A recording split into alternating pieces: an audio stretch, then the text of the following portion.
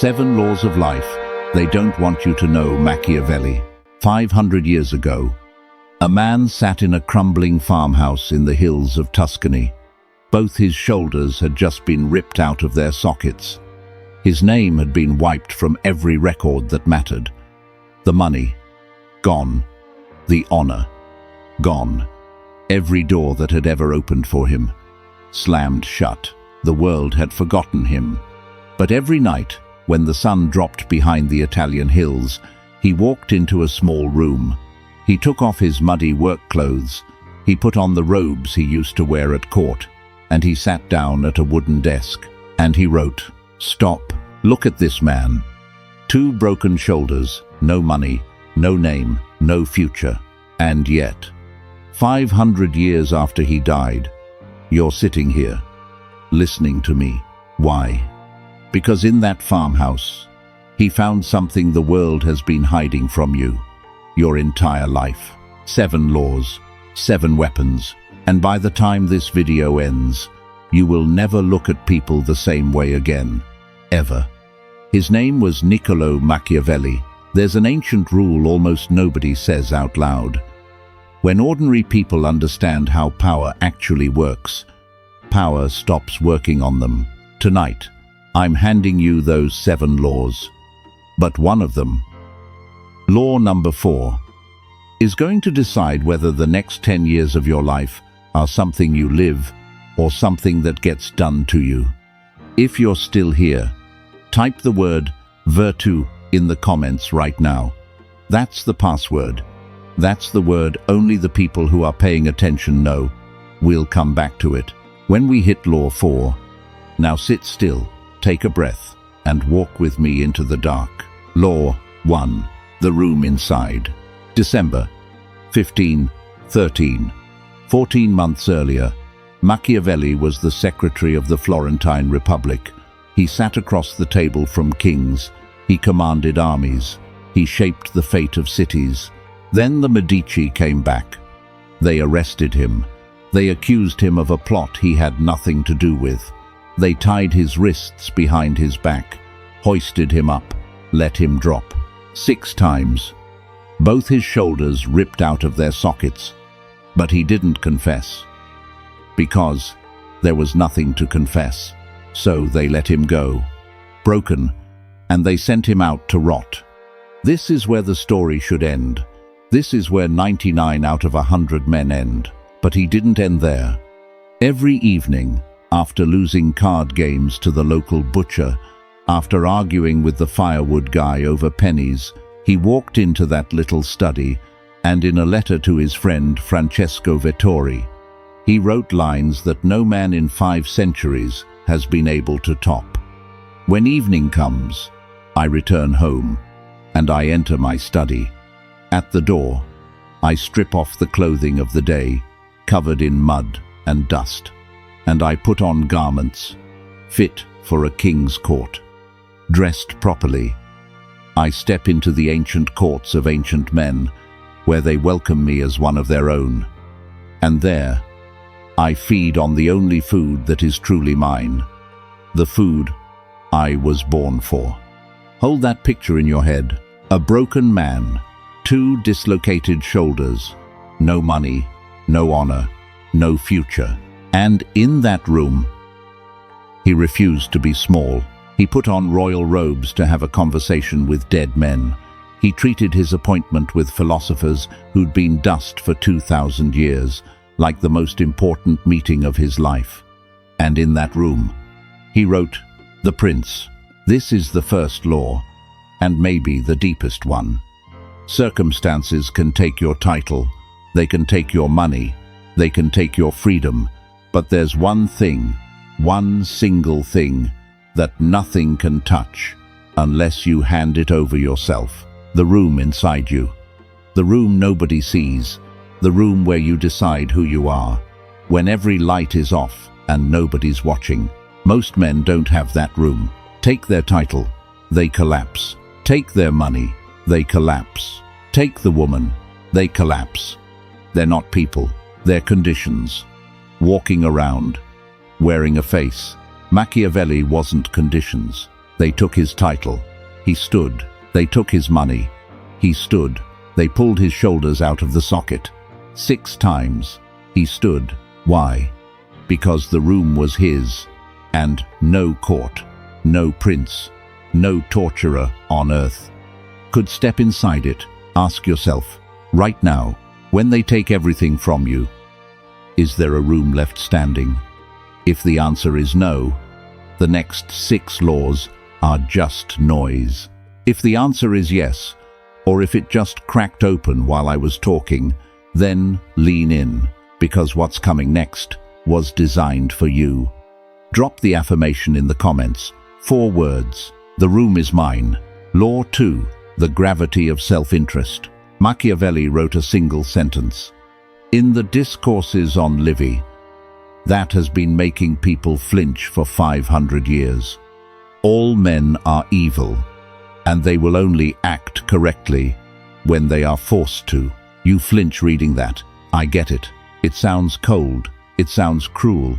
It sounds like something a cynic writes after losing faith in the human race. Listen to me. Machiavelli wasn't making a moral statement. He was making an engineering one. Think about gravity. Gravity isn't cruel. Gravity doesn't hate the man who falls off a cliff. Gravity doesn't feel guilty about it. Gravity just operates. And if you understand gravity, you can build bridges, you can build airplanes, you can put a man on the moon. But if you deny gravity, the ground doesn't soften for you. It hits you, exactly as hard as physics says it will. Human self-interest works the same way. When Machiavelli said men are evil, he meant this. Under enough pressure, every human being will put their own survival, their own comfort, their own status above yours. Not because they're villains, because that's how the machine is wired. And those exceptions you're holding on to, the friend who would never betray you, the partner who loves you unconditionally, the family that would always be there. Machiavelli just looks at you and says, quietly, you haven't applied enough pressure yet. This isn't bitterness. This is freedom, because the second you accept this, you stop being shocked. You stop getting wounded by the predictable. You stop blaming people for acting exactly the way their wiring says they'll act. And you start building your life on something that can actually hold weight, instead of the quicksand of other people's promises. Old you, your best friend borrows money, doesn't pay it back. You make excuses for him. He's going through a tough time. 6 months later, he ghosts you, and you're the one feeling guilty for asking. New you, same friend, same loan, same pattern. But this time, you see it clearly. Gravity, not betrayal.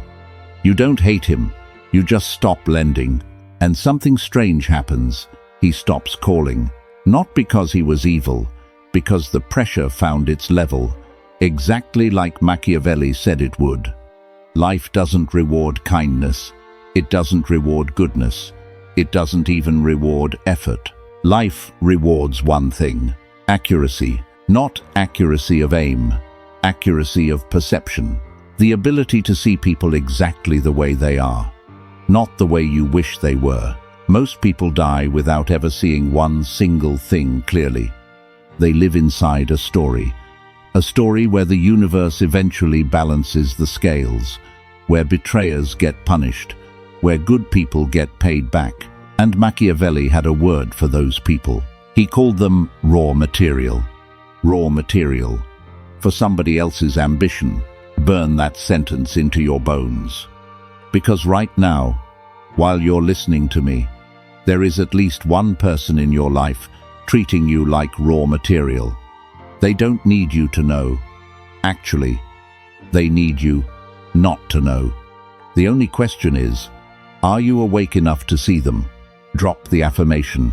3 words. I see clearly. Law 3. Loyalty is loyal to conditions. Florence, 1494. For 60 years, the Medici family owned this city, not with armies, with something smarter. Art, banking, festivals, money handed out to the streets to keep the people loyal. And for 60 years, It worked. Until Charles VIII of France marched into Italy with 30,000 soldiers. You know what happened to 60 years of goodwill? It vanished in a weekend. Piero de' Medici, Lorenzo's son, handed the fortresses over to the French without firing a single shot. Desperate, terrified, trying to save his own skin. The citizens of Florence, the same citizens who had cheered for the Medici for decades, turned on them in a matter of hours. The palace was looted. The family was exiled. Nobody remembered the art. Nobody remembered the festivals. Not one person stood up to defend them. Self-interest switched on, and 60 years of loyalty burned off. Like morning fog on a hillside, Machiavelli was 25 years old when he watched this happen. With his own eyes, he never forgot it. This is law number 3. And this is the one that's going to sit with you tonight when your head hits the pillow. Everyone in your life, right now, is loyal to the conditions that make loyalty comfortable. Not to you, to the conditions around you. Change the conditions, and you'll find out what's real and what's theater. Your co-workers, your friends, a few members of your family, the partner who swears they'd never leave. This doesn't mean they're bad people. It means they're people, and people, under pressure, default to themselves. This isn't a license to trust nobody. This is the blueprint for the real architecture of trust. Trust is not a feeling. Trust is a structure, and, like any structure, it needs maintenance, it needs inspection, and it needs the honest admission that no material lasts forever under enough stress. Breathe. That was law 1. And law 2, and law 3, 4 more to go. But the next one, law 4, is where most men close their eyes, because it's going to say something they've spent their whole lives refusing to hear. Stay with me. Tonight, before you go to sleep, ask yourself one question, just one. What conditions are keeping the people around me at my side? And if those conditions vanish tomorrow, which of them would still be there? The answer is not going to feel good. But truth was never designed to feel good. Truth was designed to set you free. Drop the affirmation. 4 words. Trust is a structure. Law 4, virtù. The weapon they erased from your dictionary. This is the law I promised you. The one that decides whether the next 10 years of your life are something you live or something that gets done to you. Machiavelli believed life is a war between 2 forces. And your fate depends entirely on which one you feed. The first force, he called virtù. For 500 years, scholars have translated that word as virtue. That translation is wrong, and I think it's wrong on purpose. Because if ordinary people understood what virtù really means, they'd stop being so obedient. Virtù is not virtue. Virtù is force, skill, cunning, decisiveness, fire. Everything you were told to tone down since you were 7 years old. Everything your teachers sanded off you. Everything polite society told you was too much. That's virtù. That's the thing they pulled out of your dictionary on purpose. Because a man who knows the word trains it. A man who doesn't dies with it rotting in his chest. Feel that pressure behind your sternum. Right now, that slow heat? That's not anxiety. That's virtù, scratching at the door, trying to get out. You've kept it locked up since you were 17. Tonight, we unlock it. Remember how I told you to type virtù in the comments at the start of the video? This is why.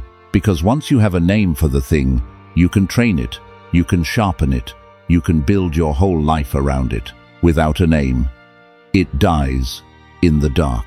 They don't want you to name it. The system was designed so you'd never know virtù existed. The system teaches you virtue instead.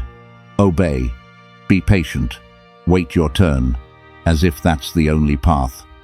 Machiavelli whispers to you, across 5 centuries, something different. Life doesn't pay for virtue. Life pays for virtù. And the moment you understand that, everything changes.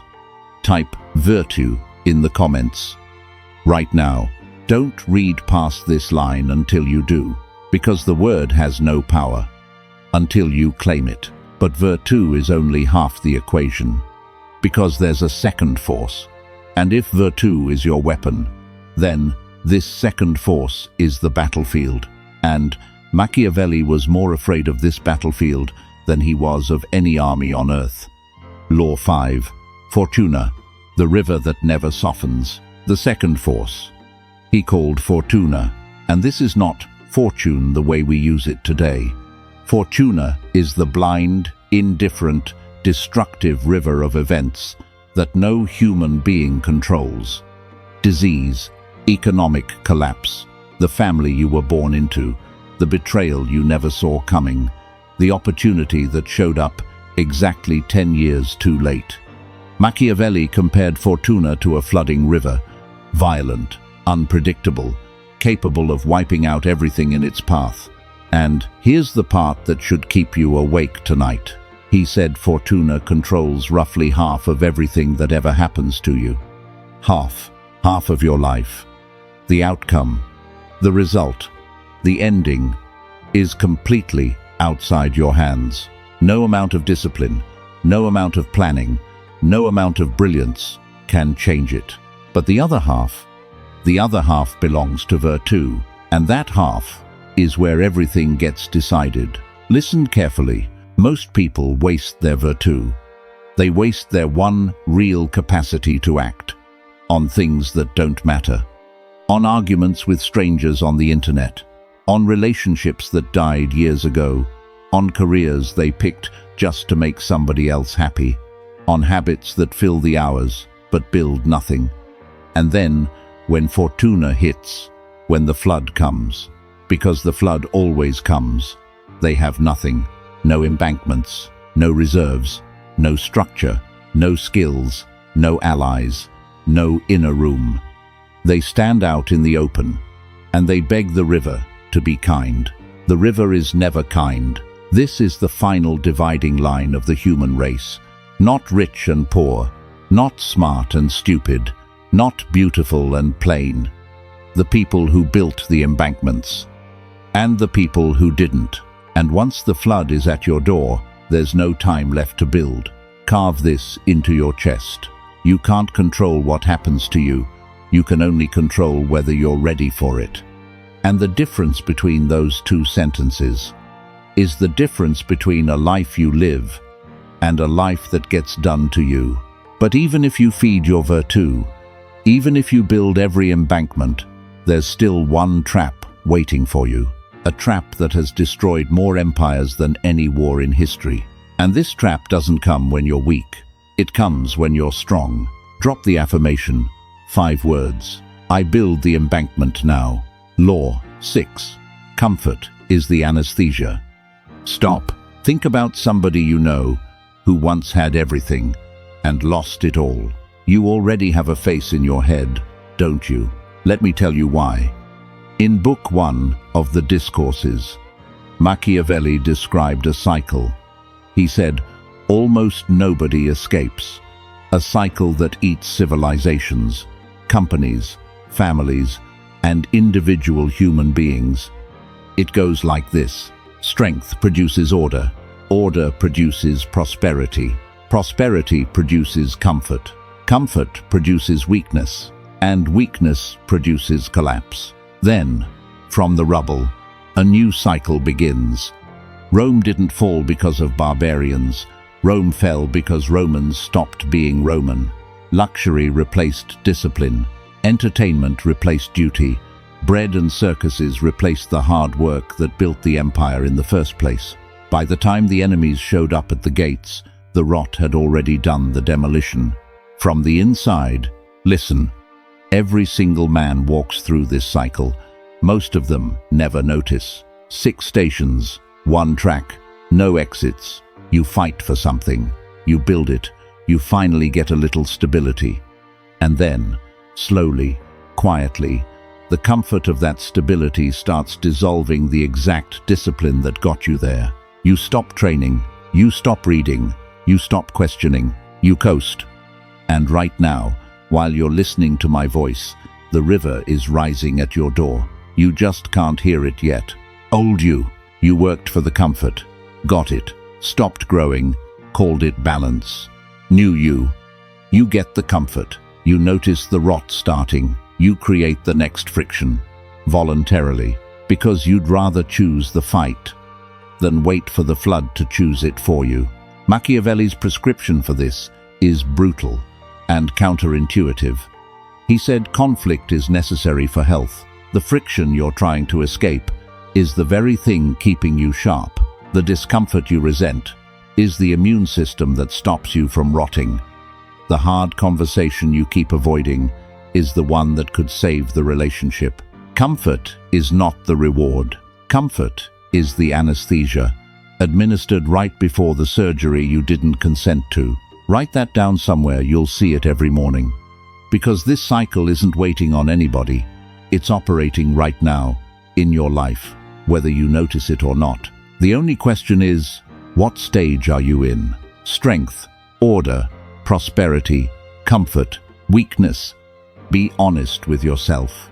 Because the final law, law number 7, only saves the people brave enough to look in the mirror and tell the truth. Drop the affirmation, 4 words. Comfort is the enemy. Law 7, the world reads the surface. In chapter 18 of The Prince, Machiavelli wrote a line most people have been misreading for 500 years. Everyone sees what you appear to be. Few experience what you really are. Most people think he's teaching you to fake it. They're wrong. He's teaching you something colder than that, about how the world actually works. The world reads surfaces. Always has. Always will. People don't evaluate you based on your internal reality. They evaluate you based on the signals you send out. Your posture, your voice, your consistency. The stories people tell about you when you're not in the room. And here's the part that stings. The signal almost always matters more than the substance. So what do you do with that? Here's what Machiavelli wants you to understand. Stop trying to be understood. Start being undeniable. The people who spend years explaining themselves, justifying their choices, arguing for their own worth, they're playing the wrong game. The game is results. The game is demonstrated competence. The game is showing up with such relentless consistency that your surface and your substance collapse into the same thing. When there's no gap left between what you project and what you are, you become something rare, a person who cannot be destabilized by exposure, because there's nothing left to expose. This is the 7th law, and this is the one that locks the other 6 in place, because you can build the inner room. You can understand the gravity of people. You can read the architecture of loyalty. You can feed your virtù. You can build your embankments. You can break the comfort cycle, but if there's still a gap between what you show the world and what you really are, the world will keep reading the wrong version. The world will keep paying the wrong version. And when the world pays the wrong version of you, the real one starts dying in the dark. So fuse them, the mask and the face, the words and the actions, the promise and the follow-through, the ideal and the habit. Fuse them into one person, where there's nothing to tear down, nothing to expose, no crack for a knife to slide into. That's the human being Machiavelli spent 58 years of his life trying to define. And that's the human being this 7th law is inviting you to become. Before we hit the close, I want one thing from you. In the comments, write this exact sentence. This week, I'm building. Fill in the blank. One skill. Specific. Something you can touch tomorrow morning. The moment you post it publicly, it stops being an intention and it starts being a contract. I read these. Write yours so nobody can scroll past it. Let me leave you with the image we started with. A 44-year-old man in a farmhouse, covered in mud, shoulders torn, no title, no money, no future. But every evening, he walked into that little study. He changed his clothes. He sat down at a wooden desk. And he worked on something the world hadn't asked for, something the world didn't deserve. Yet, Machiavelli died in 1527. Poor, forgotten. He never saw his book in print. The Prince came out 5 years after he was buried. He planted a seed in a field he knew he'd never live to harvest. And 500 years later, you're sitting here, listening to a dead man, and something is shifting in your chest. That shift has a name. That's your virtù. Waking up. Don't let it go back to sleep. These 7 laws are not theory. They're weapons. Weapons the structures of power have tried to keep out of your hands for 5 centuries. Weapons that have built empires and flattened them. Weapons that will live inside you long after this video ends. If any of these 7 laws cut into you tonight, subscribe, hit the bell. We're building a small room here for people who are done pretending the world is something it isn't. In the next video, we go deeper. We step into the law Machiavelli only taught to princes, the law of when to strike, when to wait, and when to disappear completely. You won't want to miss it. Until then, build your embankments. The flood is coming.